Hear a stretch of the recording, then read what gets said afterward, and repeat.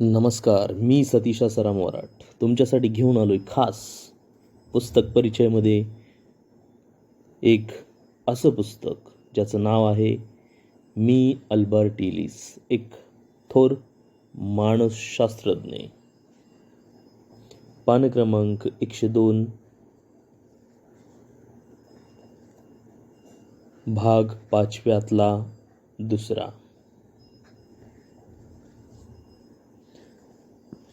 हे पुस्तक प्रकाशित करण्यासाठी लायब्ररीतून न्यूयॉर्कमधल्या प्रकाशकांची यादी मी शोधून काढली. त्यांचे पत्ते शोधत फिरायला लागलो. Lin book publishing company, Alpha publishing, Oben and company, Simon and Singer अशी कितीतरी प्रकाशकांकडे हेलपाटे घातले. क्षण वाचून सुमारे 5,00,000 शब्दांचा अजून एक ग्रंथ मी लिहिला.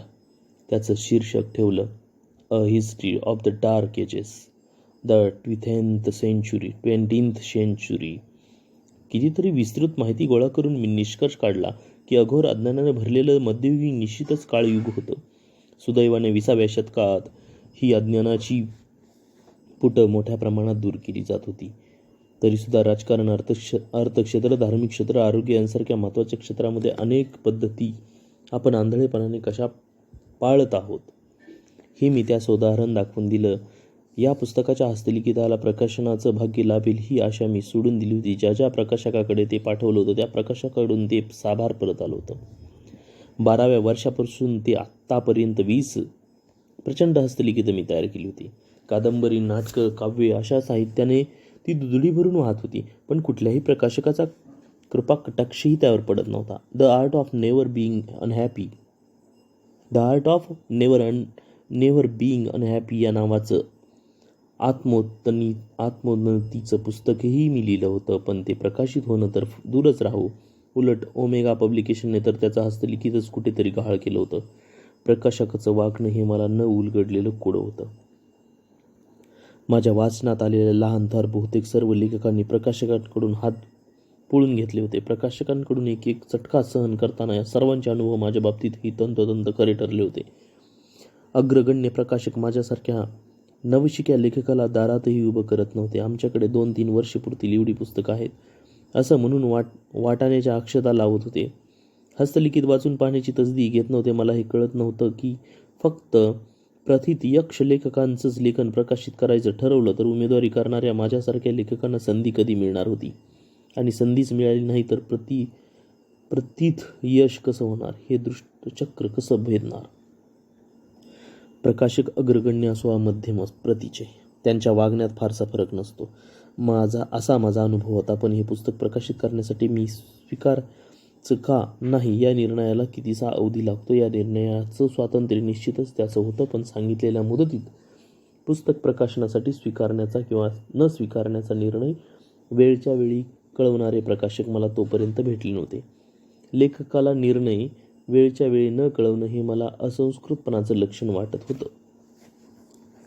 हे प्रकाशक आधी कित्येक हस्तलिखिते महिनोन्महिने नुसतीच ठेपायचे. त्यांच्याकडून साधं हो किंवा नाही हे उत्तर यायलाही अनेक हेटे घालावे लागायचे. हे हस्तलिखित त्यांच्याकडे असेपर्यंत मी अडकून राहायचो. तोपर्यंत दुसऱ्या प्रकाशकाचीही गाठ घेता यायची नाही. अशा विचित्र परिस्थितीतून बाहेर पडता नाकी नऊ यायचे. या सर्व प्रकरणात जसं ओमेगा पब्लिकेशनने केलं तसं हस्तलिखितच गहाळ होण्याची भीती वाटायची. त्यामुळे शेवटी असं म्हणायचो की पुस्तक प्रकाशित नाही झालं तरी हरकत नाही, पण निदान हस्तलिखित तरी सुस्थितीत परत मिळू दे. मी वाचलेल्या लेखकांच्या अनुभवातून कळलं होतं की यदाकदाचित प्रकाशकांचं उत्तर हो असलं तरीसुद्धा लेखकाची धास्तीसुद्धा सुटत नसायची. कारण एवढ्या चाळणीतून पुढे गेलेल्या पुस्तकाच्या प्रकाशनाचा सोनेरी दिवस कधी उजाडेल यावरही लेखकांचं काही नियंत्रण नसायचं. पुस्तकांच्या किती प्रती नक्की खपल्या याचा अचूक आकडा लेखकांपर्यंत पोहोचायचाच नाही. या सर्व प्रकाराला मी विटून गेलो होतो. एवढ्या प्रकाशकांकडून नकार आला तरी प्रत्यक्षात नकारासाठी तरी पुस्तक वाचण्याची तसदी त्यांनी घेतली आहे का याबाबत शंकाच होती. 3rd ॲव्हेन्यूवरची क्रिएटिव्ह पब्लिशिंग कंपनी ही न्यूयॉर्कमधली मान्यवर प्रकाश संस्था होती. हस्तलिखित घेऊन मी तिथे गेलो. बरीच प्रतीक्षा केल्यानंतर एकदाचे प्रकाशक महाशय भेटले. आमचं धोरण मी थोडक्यात तुम्हाला सांगतो. पुस्तक प्रकाशित करण्याअगोदर आमच्या संस्थेच्या तज्ज्ञ संहिता तपासतात. संहितेचं पुनर्लेखन करतात. याची तयारी असेल तरच हस्तलिखित ठेवा, नाहीतर नकार समजा आणि हस्तलिखित परत घेऊन जा. मला बोलण्याची संधी न देताच प्रकाशक महाशयांनी वाकबाण सोडले.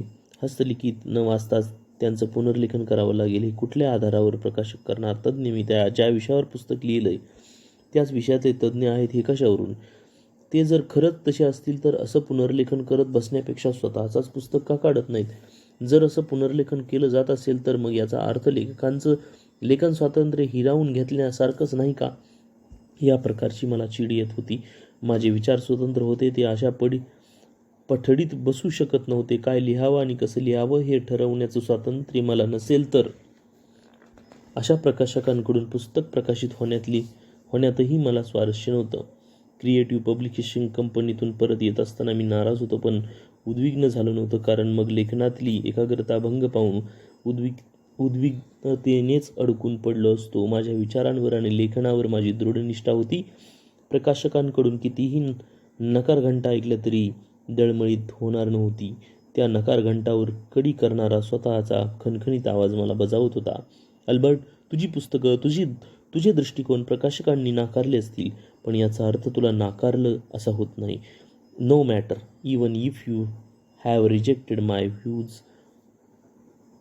Or me, but I, Albert Ellis, will not reject my totality.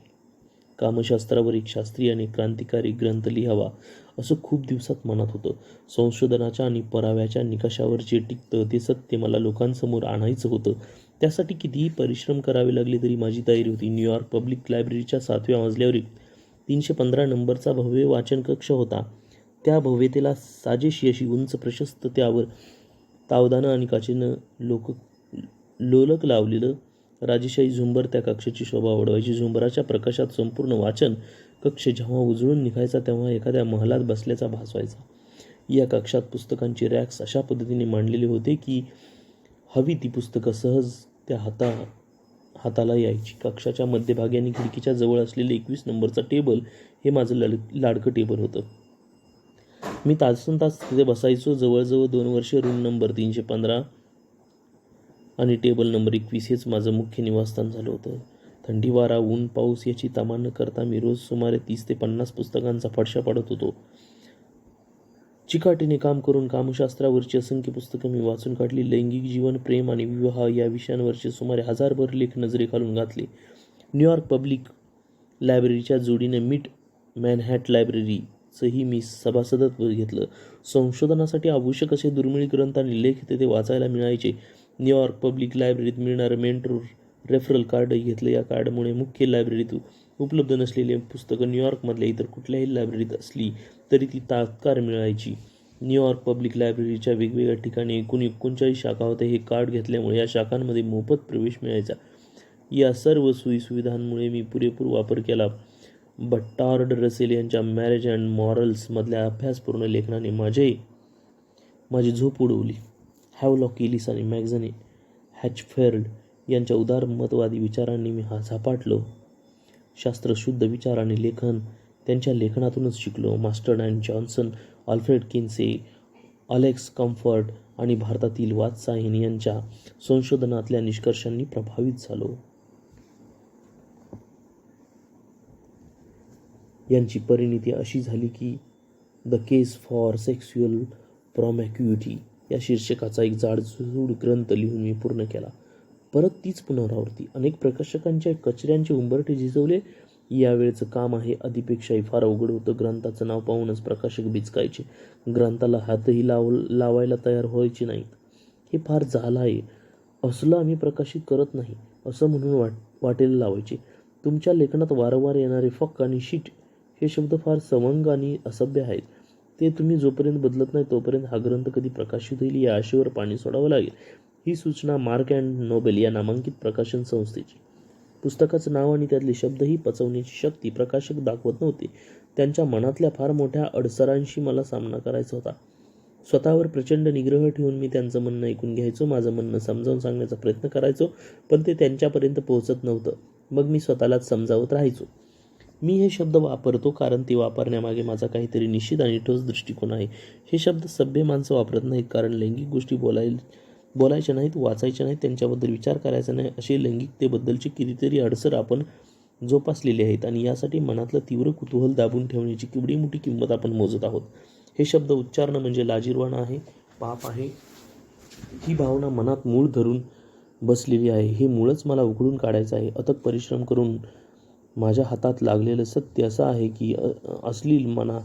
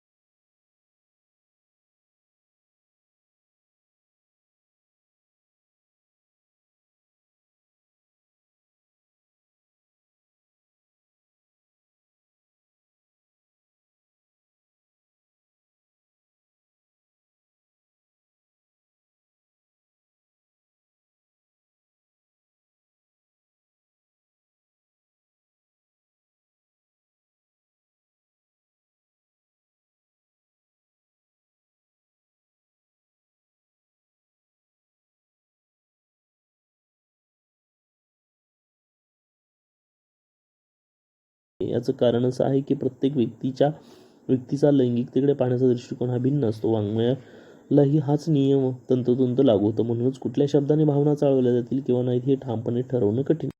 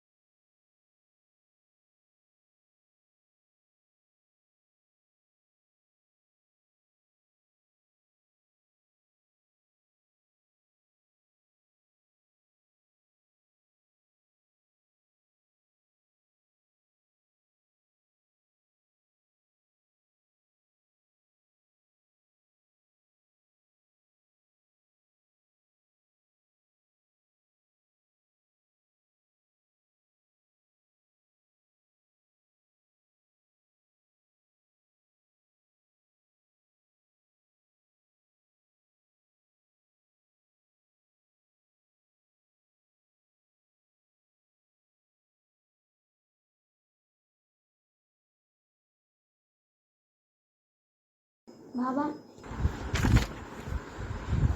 जाडजूड पारिभाषिक शब्दातल्या लेखनात या विद्वजनांची शब्दांची झालेली झटापट पाहताना खोलवर जाणवत राहतं की या लिखाणातला आत्मा हरवला, यातलं माणूसपण संपलंय. केवळ स्वतःच्या लेखन शिरपेच्यात अजून एक मानाचा तुरा एवढ्या एका आणि एकाच वैयक्तिक हेतूचं कोंदण या शिरपेच्याला आहे. या लेखनाचं समाजाशी काही देणं घेणं नाही. लेखन जेवढं दुर्बोध तेवढी त्याची पातळी उच्च. हातात अकथित नियम मी भिरकावून दिलाय. साधं सोपं आणि सर्वसामान्यांना कळेल असं लिखाण अवघड असतं, पण ते समाजाभिमुख असतं. लिखाण असं तेजस्वी हवं की वाचकाच्या काळजाला त्याने ठाव घेतला पाहिजे, विचारांना प्रवृत्त केलं पाहिजे, मनात जोपासलेल्या कल्पना तपासून पाहण्याची आस त्यांना लागली पाहिजे. असं लेखन जेव्हा कागदावर उतरतं तेव्हा ते स्वयंभू असतो. त्याच्यात उपजतच एक ताकद असते. हीच ताकद मला लिहायला बळ देते. या ताकदीतून उतरलेलं लेखन इतरांना प्रक्षोभक वाटलं तरीही माझ्या त्याच्यावर पूर्ण विश्वास आहे. आंतरिक तळमळीतून हे उतरलेलं आहे त्यामुळे माझ्या विचारांचा पुनरुच्चार करायला मी जराही कचरत नाही. कामवासनेच्या तृप्तीसाठी स्वेच्छाचाराचा मार्ग अवलंबण्याची कैफियत मी या ग्रंथातून मांडली, मी लिहिली आहे. लहानपणापासूनच मुलांवर समाजाकडून, धर्माकडून, नीतिवाद्यांकडून लैंगिक बाबींसंबंधी कडक निर्बंध घातले जातात. शरीराची इतर अवयव आणि जनेंद्रियातला फरक बालपणापासूनच ठळकपणे प्रत्यक्षात आणून दिला जातो. स्वतःच्या जनेंद्रियाला कधीच स्पर्श करावायचा नाही, फार काय, पण त्यासंबंधी प्रश्न विचारायचे नाहीत, अशी शिकवण देण्यात येत असते. असे प्रश्न मुलांनी विचारले तर त्यांना असं बोलायचं नाही म्हणून एकतर दटावलं तरी जातं किंवा तो विषय तरी टाळला जातो. कित्येक वेळा तर हॉस्पिटलमधून तुला विकत आणलं आहे असं सांगून त्यांच्या जन्माविषयी अशास्त्रीय माहितीही दिली जाते. याचा परिणाम असा होत जातो की लैंगिक संबंधाबाबतची मुलांची जिज्ञासा अजूनच वाढीला लागते. इतकंच नाही तर लैंगिक संबंध हे मोकळेपणे बोलण्यासारखे नसतात किंवा ते चोरटेपणाने करायचे असतात असं त्यांच्या मनावर ठसत जातं. या संबंधाबाबतची जिज्ञासापूर्ती जर सरळ मार्गाने होत नसेल तर मग कुठल्याही मार्गाने तो पूर्ण करण्याची ते प्रयत्न करतात. त्यामुळे बऱ्याच वेळा लैंगिक गोष्टीची माहिती त्यांना बिघडलेल्या स्वरूपात मिळते, चोरून मारून मिळवावी लागते. ज्या अर्थी आपण पालक आपला परस्पर संबंध लपवून ठेवतात आणि त्यांना स्वतः देखील त्या संबंधाची विलक्षण लाज वाटते, त्या अर्थी ते नातेसंबंध ही एक बिभत्स गोष्ट असली पाहिजे. या दृष्टिकोनाचंच मूळ त्यांच्या मनात धरतं. हा दृष्टिकोन एवढा प्रबळ असतो की पुढं प्रौढ वयातही लैंगिक क्रिया करताना चोरटेपणाचा, अपराधीपणाचा सल मनात ठेवूनच त्या केल्या जातात. मी हेही लिहिलंय. तुमचं मन आणि विचार जर खुले करून पहा. अपराधीपणाचा हा सल आपल्या मनात का असतो याचा शोध घेतलात तर आढळून येईल की कथाकथित धर्मदंडांचे आणि नीतिवाद्यांनी आपल्या मनात लैंगिकतेबद्दलचा एक दृष्टिकोन पद्धतशीरपणे रुजवलाय. तो म्हणजे कामवासनेत आणि स्त्री पुरुषाच्या शारीरिक संबंधातच अपवित्रता आहे, पाप आहे. विवाहाचे काही मंत्रतंत्र झाले असतील तर मात्र ते पाप धुवून निघते. समाजावरचा स्वतःचा पगडा आणि स्वतःचंच अस्तित्व टिकून ठेवण्यासाठी आणि त्यांचं मानसिक दास्यत्व पत्करण्यासाठी या धर्ममार्तंडांनी उचललेली ही पावलं आहेत. पण हे जसं खरं आहे तसंच हेही खरं आहे की या दृष्टिकोनाचा कितीही भडीमार झाला तरीही तो स्वीकारायचा का नाही याचं स्वातंत्र्य आपल्यालाच निश्चित आहे.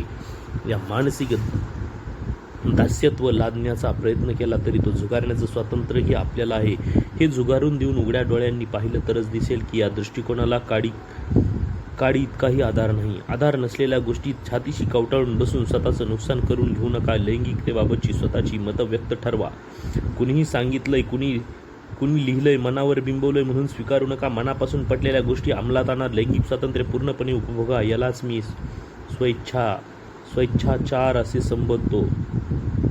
पण स्वेच्छाचार म्हणजे स्वैराचार नव्हे याचंही भान मला आहे. मी मांडत असलेल्या स्वेच्छाचाराची संकल्पना बर्ट्रांड रसेल यांनी मॅरेज अँड मॉरल्समध्ये व्यक्त केलेल्या विचारांशी बरीचशी मिळतीजुळती आहे. मला प्रामाणिकपणे वाटतं की सनातन्यांचं विरक्तीचं बुरसटलेलं तत्त्वज्ञान आणि आधुनिकतेचं निर्बंध तत्त्वज्ञानात फारसा काही फरक नाही.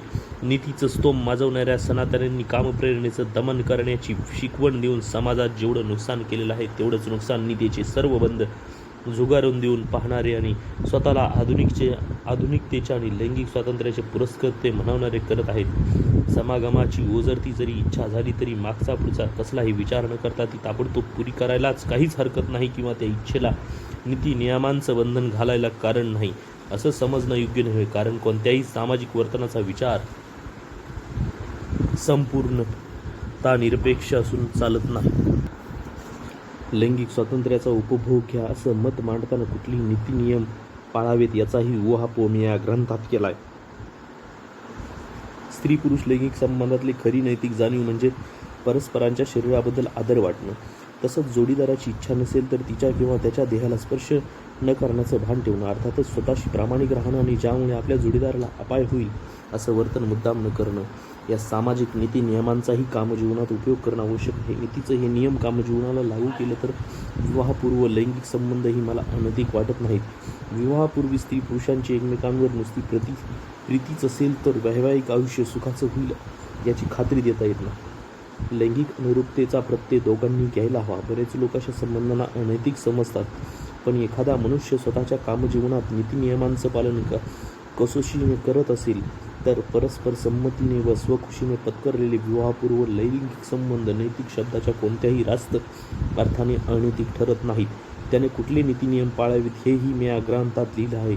सर्वात प्रथम तो मनुष्य व प्रणय क्रीडेतली त्याची जोडीदार प्रौढ, सज्ञान व मानसिकदृष्ट्या सदृढ असणं आवश्यक आहे. तिच्याबरोबर त्यानं खोटं बोलता कामा नये. तिच्यावर गर्भधारणेचं किंवा गुप्तरोगाचं संकट मुद्दाम लादता कामा नये. तसंच स्वतःची वासना भागवण्यासाठी तिच्यावर कोणत्याही प्रकारची सक्ती किंवा तिला अपाय करता कामा नये. ही नीतिनियम पाळणारा मनुष्य अनैतिक वर्तन करत नाही असं माझं मत आहे. विवाहपूर्व लैंगिक संबंध ज्या वर्गात मोडतात त्या वर्गात व्यभिचार किंवा विवाहबाह्य लैंगिक संबंध मोडतात काय? व्यभिचारात निदान एक व्यक्ती अशी असते की ती कायदेशीरपणे दुसऱ्याशी विवाहबद्ध असते. आपल्या समाजात विवाह सामान्यतः एक पत्नी व्रतानुसार असतो. विवाहाच्या या करारानुसार विवाहित व्यक्ती एकमेकांच्या अपरोक्ष लैंगिक बाबतीत बेईमानी न करण्याबाबत वचनबद्ध असतात. व्यभिचारी माणूस स्वतःच्या जोडीदाराला फसवत असल्यामुळे त्याच्या विश्वासाचा भंग करत असतो. तर त्याच्या जोडीदाराची त्याच्या व्यभिचाराला संमती असेल तर मग ती वेगळी गोष्ट झाली. पण बहुतेक वेळा वस्तुस्थिती अशी नसते. व्यभिचार हा बहुधा जोडीदाराच्या नकळत दुटप्पीपणे केला जातो. असं असेल तर व्यभिचार हा विवाहातला उघड आणि गर्भित कराराबाबत निश्चितपणे अनैतिक असतो. एकूणच सामाजिक वर्तन आणि लैंगिक वर्तनासंबंधी माझी भूमिका ही अशी आहे. हीच भूमिका मी प्रांजळपणे ग्रंथातही मांडलेली आहे. मी मांडलेले विचार केवळ ग्रंथात लिहिण्यासाठी मांडलेले नाहीत तर ते माझ्या व्यक्तिमत्त्वाचा अविभाज्य भाग झाले आहेत. त्यामुळे माझ्या वागणुकीतही ते आविष्कृत होत असतात. व्यक्ती स्वातंत्र्याचा मी भोक्ता आहे, पण प्रत्येक माणसाला सर्व प्रकारच्या स्वातंत्र्याचा अधिकार असला पाहिजे. अर्थात स्वातंत्र्याबरोबर काही जबाबदाऱ्या व बंधनं येतात, हेही मी जाणून आहे.